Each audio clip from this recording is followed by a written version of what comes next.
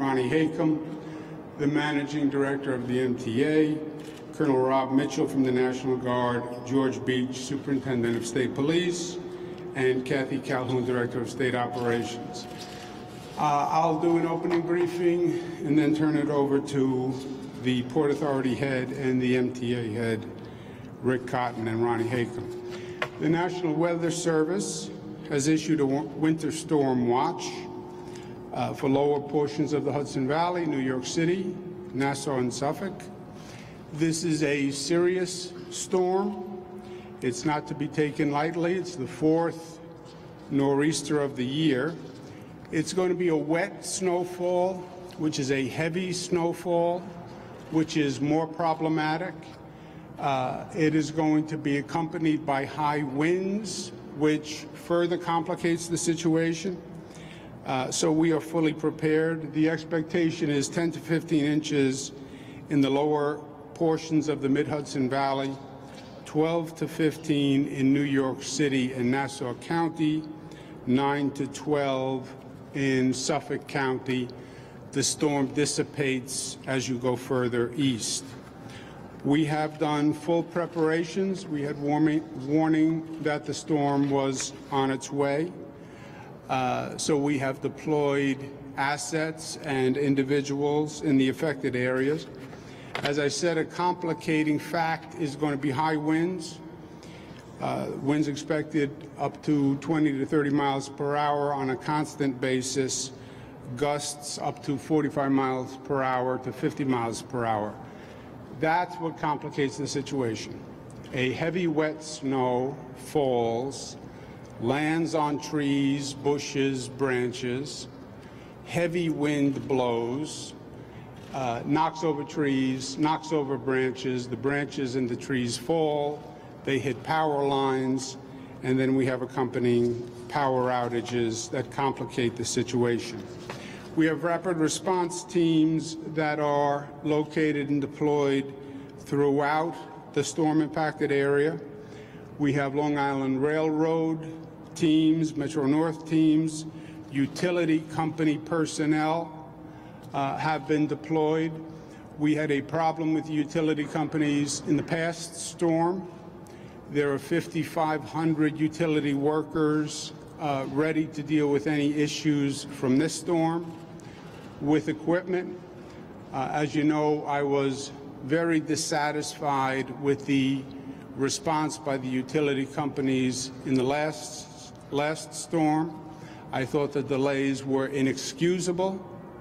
There is now an investigation going on by the PSC, the Public Service Commission, that oversees the utilities, to find out why their response was inadequate. And depending on that review, they could be fined, they could be sanctioned. And also remember, utility companies were not granted a license by God. It's not in the Old Testament that these utility companies have to have the license. If they're not performing for New Yorkers, they can lose their license. And we are fully prepared to do that. We have a tractor-trailer ban in effect starting at 8 a.m. on I-84 from the Pennsylvania line to the Connecticut line, I-684 from I-84 to the Hutchinson River Parkway, New York State Thruway from I-84 to Exit 1, which is the New York City line, I-287 from Exit 1 to Exit 12, I-95 New York City line to the Connecticut line. The storm will get worse as the day proceeds. Don't be fooled. Don't look out your window today and say, well, it doesn't look so bad. It's going to get worse as the day goes on. If you don't have to travel, please don't be on the roads. We've learned this lesson time and time again. People leave their house, the weather doesn't look that threatening, it gets worse as the day goes on, people get stuck. Once you have one car stuck, it backs up everything. And we have multiple pieces of equipment and personnel. Let them do their job today and clean the roads so we can get back to work as quickly as possible. If you don't have to travel, please don't travel. We've redeployed assets to the downstate area. We have 300 National Guard who have been redeployed to the area. We have generators, light towers, sandbags, meals, water bottles. We've brought down 350 additional large plow trucks, 50 loaders, 30 tons of salt, and as I mentioned, 5,500 utility workers who will be ready.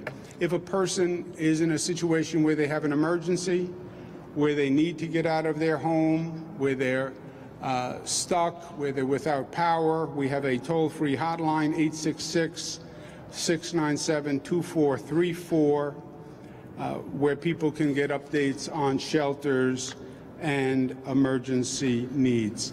I'd also like to take a moment to recognize the National Guard who are here. They do outstanding work for us every time this state has a problem or an emergency. We go to the National Guard. They always respond. They leave their jobs, they leave their families, and they come out to help people all across the state. Whether it's Hurricane Sandy, snowstorms, floods, I've been with these ladies and gentlemen in all sorts of situations, and they are extraordinary. They're extraordinary in their capacity. They're extraordinary in their generosity. We tend to think of the National Guard day to day as responding in situations like today. They also respond and are deployed overseas, where they are protecting this nation in very dangerous situations. And we had a painful reminder of that recently when a helicopter went down in western Iraq. We lost 7 members of the armed services, 4 from the state of New York. I'd just like to take a quick moment of silence out of respect for the 4 New York National Guard who we lost. Our prayers obviously go to those 4 families and the other 3 families that are suffering at this time. And it's a reminder of the sacrifice that the National Guard makes and all the men and women in armed services who rise to the occasion time and time again. And it's a reminder that this nation is deploying people in very, very dangerous situations. And lives are on the line every day. So please join me in a moment of silence for those fallen New Yorkers, and then I'll turn it over to Rick Cotton from the Port Authority. Thank you.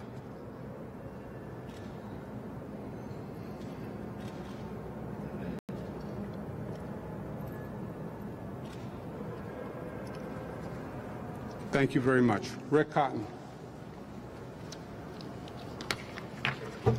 Thank you, Governor. The Port Authority has been on high alert across the entire agency since this storm approached.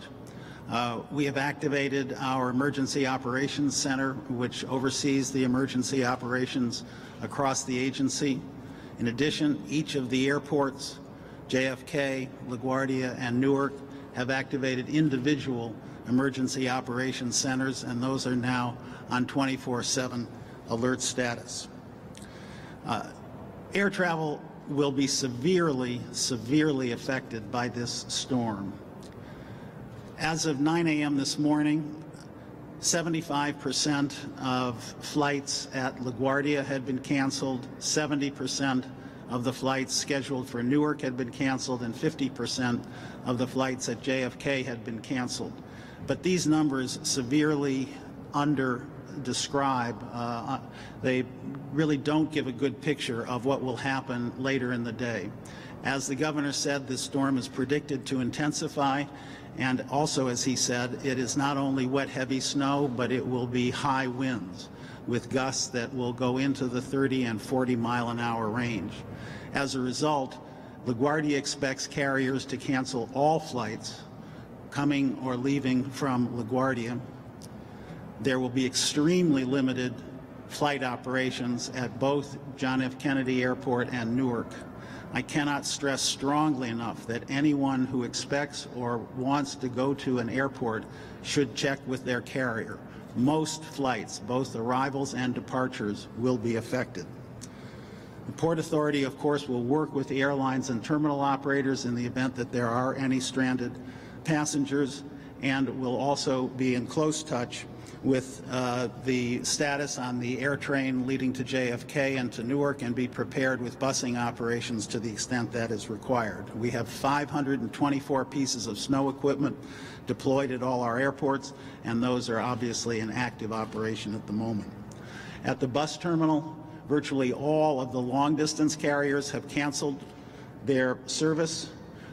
The local bus carriers are really on an hour-to-hour basis, and again, anyone expecting to travel from the bus terminal should check with their operator to ensure that the bus that they intend to take will be operating today. At the Port Authority's bridges and tunnels, there are speed restrictions in effect for all of the bridges: 35 miles per hour at the George Washington Bridge, 30 miles an hour at the Goethals Outer Bridge and Bayonne Bridge. We expect that PATH trains will operate on a normal Wednesday schedule. They expect to be able to continue that operation throughout the storm.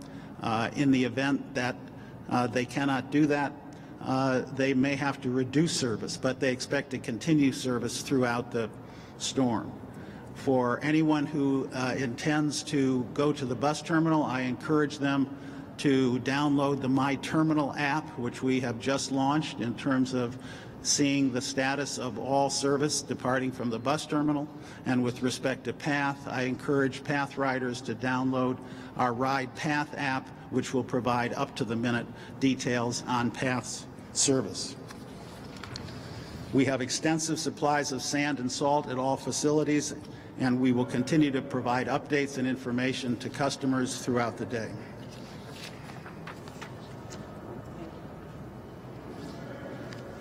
Thank you, Governor.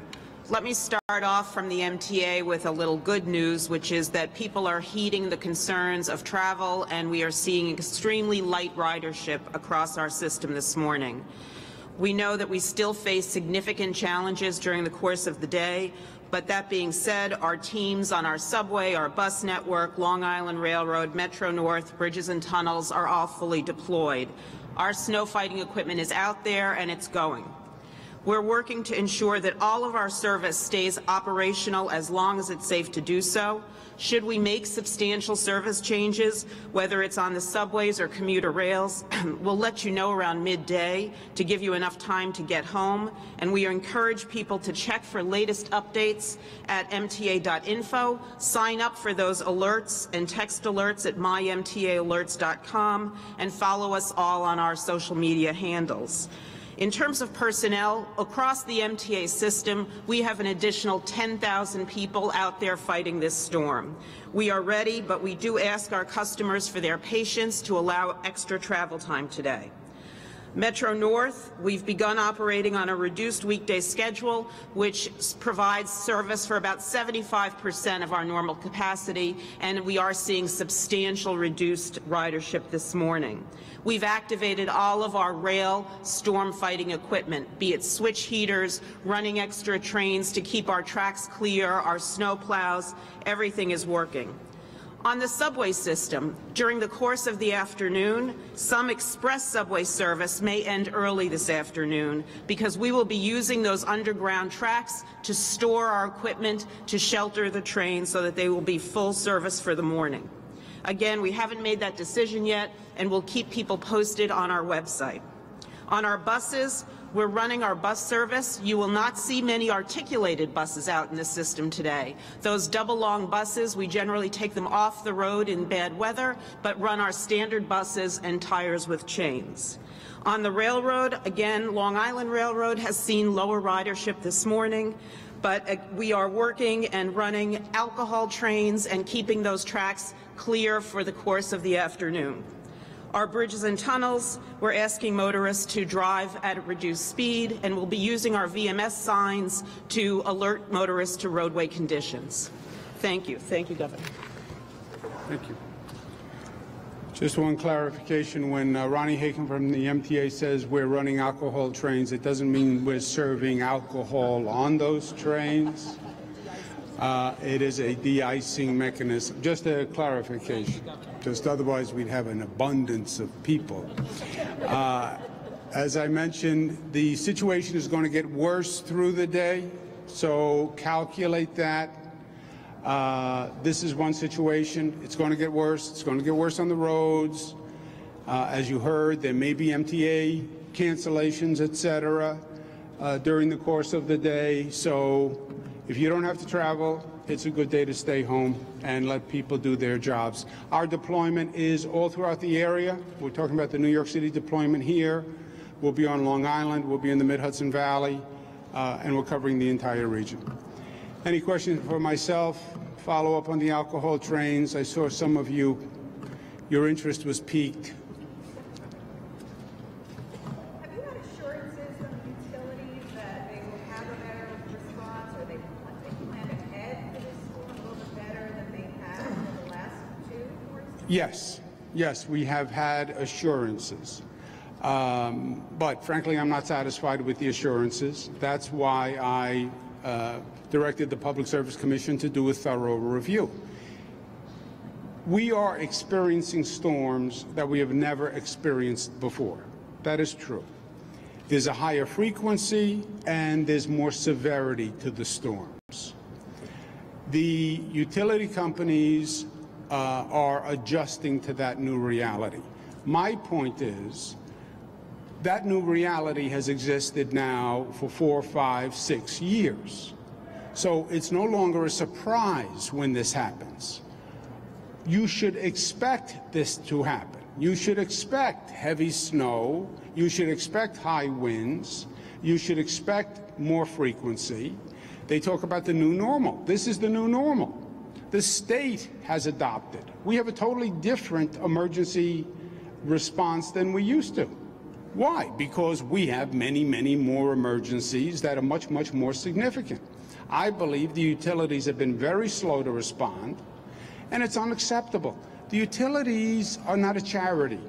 We pay the utilities to provide power when the sun is shining and when the sun is not shining. And they have not, in my opinion, they have not adapted to the new reality. And I understand the problem. I've been out there many, many times. I understand the trees fall and the lines are down and there's no easy way to do it. But it's a question of personnel and equipment. They have to do a better job. They failed miserably last time. And if they can't do it, ultimately, let's get another company that can. And I am dead serious about that. These utility companies have been in place for a long time. I think some of them think that they are irremovable. They are not. They are there because they are licensed by the people of the state of New York, and that license can be revoked.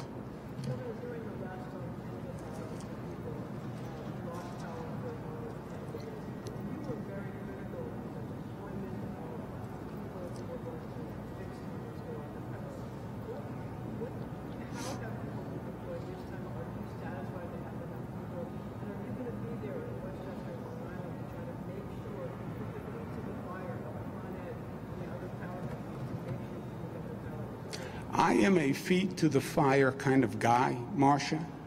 As you know, I always have been. I have been with utilities. Ordering the review, if the review shows what I believe it shows, I believe they're going to be penalized and they're going to be financial sanctions. I am also 100% serious, and I've expressed this publicly, that I think we should consider revoking the license from some of these utility companies. You know, they have been in place so long, and I yell, they get fined, but they continue their license and their franchise. You want to shake up the utilities in this state? Revoke a franchise and let them see that this is not a license to operate forever. We've been in contact with all of them before this storm. They have all assured us that they learned from the last storm. There are more personnel, there are more equipment in place. They're in a better position to handle this emergency. But do I have 100% confidence? No, because I've been told this before. And I'm going to be in contact with them all through the day today. They've already been contacted. I can tell you this, they have made many more preparations for this storm than they had for the past storm. But I'm not going to say to the people of the state I have 100% confidence. No.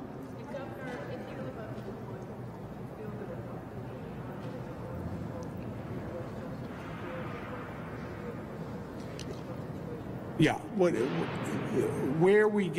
they get into trouble is not that they don't have enough personnel and they don't have enough equipment. There's something called mutual aid, where we very quickly can get trucks and personnel into the affected area. I believe where they fall down is they can't effectively deploy that many people. In other words, they have a management system that is set up, let's say, to handle 500 workers and 500 trucks. Now you have 3,000 trucks show up. This overwhelms their management capacity. I understand that, but you need a different management capacity, because when you have a storm, I call other governors across the nation literally and say, please send us your utility trucks. And they respond. Hurricane Sandy, I called President Obama. We had utility trucks flown in from California. Puerto Rico, we sent utility trucks. So in a situation like this, you have an influx of personnel and equipment. You have to have the management capacity to handle 4, 5, 6, 10 times your normal deployment. And I think that's where they get into trouble, because we've brought in crews and personnel, and I can tell you firsthand, I've seen trucks waiting to be deployed because the utility company hasn't figured out how to handle that volume. And they have to figure it out, or get another utility company. You know, I am fine with that. I actually think it would be a good thing. I'm not responsible for the utility companies. I don't grant franchises. If I did have that authority, I can tell you it would be a much, much different situation. The Public Service Commission, which has a board, which is independent, they manage the situation. And they're doing the investigation, and they're doing the review, and they'll do the sanctions. But they have to get better, and they have to get better now.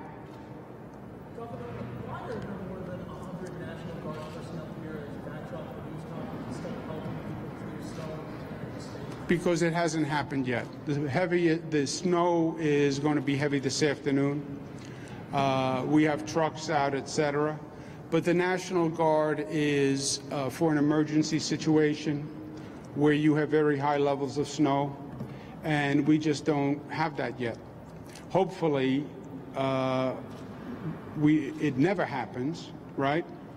But we're expecting close to 15 inches in New York City, and then we're going to have one of our snow shoveling competitions where I compete with the National Guard personnel who believe they can shovel more snow than I can because they're younger and they think they're more fit.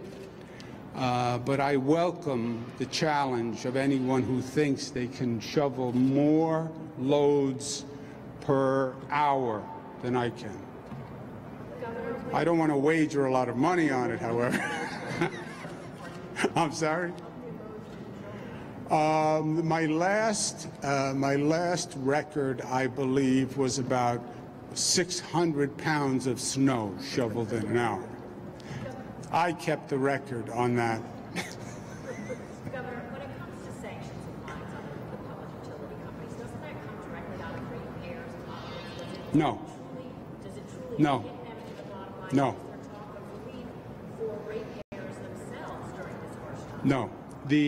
It's a very good question, but the answer is no. The way a utility works is the rate is set on the utility's cost. A fine or a sanction does not come from the rate. It comes from the bottom line. That's why it hits them where it hurts, which is in their pocket. That's what a fine or a sanction is. It comes from their bottom line, and that's why it's serious. And is there any relief for ratepayers coming with, especially those that experience these outages that went on for days? That's something that the PSC is actually talking to them about and that I have advocated. If I lose power, which I have, why should I pay for power for the days that I don't have power?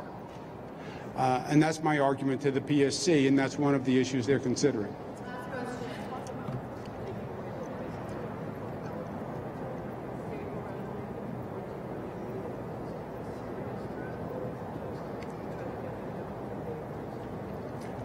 I am serious. I wasn't that serious about the snow shoveling competition with the National Guard, but here I am serious. They believe they have a franchise for life. They don't have a franchise for life. By the way, we've changed utility companies in the past. We have PSE&G on Long Island now.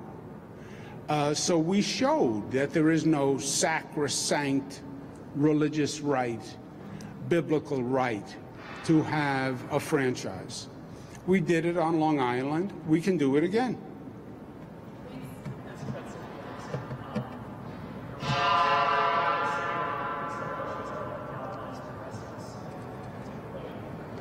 Look, we're in the political silly season now. I've been here before. We're in a democracy. Anybody can run. Anybody can say whatever they want to say. And that's where we are. But today is about addressing this storm. This week is about getting a state budget done, which is one of the most serious state budgets we've had to deal with. We are under attack by the federal government in terms of our state property taxes, our state income taxes. It threatens our economy, and that's what I'm focused on.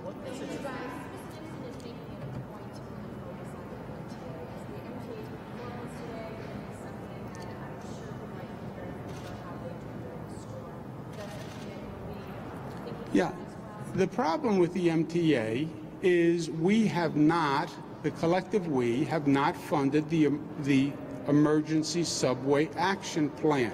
We have a plan that everyone believes is a great plan that will make immediate repairs to the subway system. Why? Because the subway system has been neglected for decades and decades and decades. We have 80-year-old switches in the subway. We have 40-year-old subway cars. We then drench the entire system with Hurricane Sandy and salt water. Why haven't we made the repairs? Because nobody wants to pay for the repairs. If you don't pay for repairs, you know what happens? The car breaks down. And now it's an emergency. And we came up with an emergency subway action plan. Everyone praises the plan. It's an $800 million plan. The state said we'll fund our half.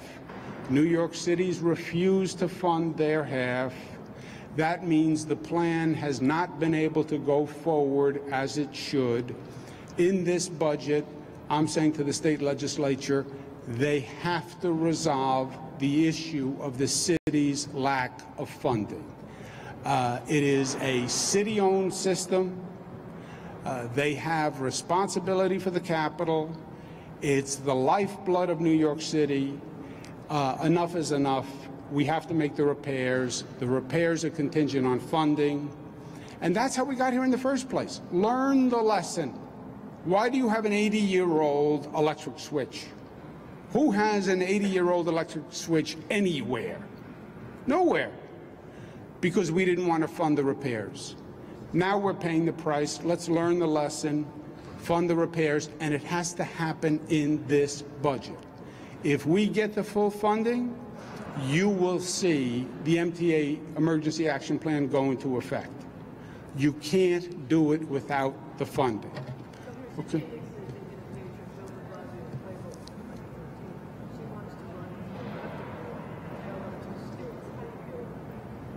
Tale of Two Cities was my father's speech, as you know, 1984 Democratic Convention. And it was a beautiful speech, and it's a message that he believes in, and he believed in, and it's a message that I believe in. But again, this is the political silly season at an especially bizarre time in politics, where a democracy, anybody can run, anybody can say anything. But we have some real work to do, because I am going to win that shoveling competition today. I know you're giving me the eye, but I am telling you, I am bigger and stronger than I look. Thank you, guys. What did you make of Christine Quinn's comments yesterday? All right, go to work.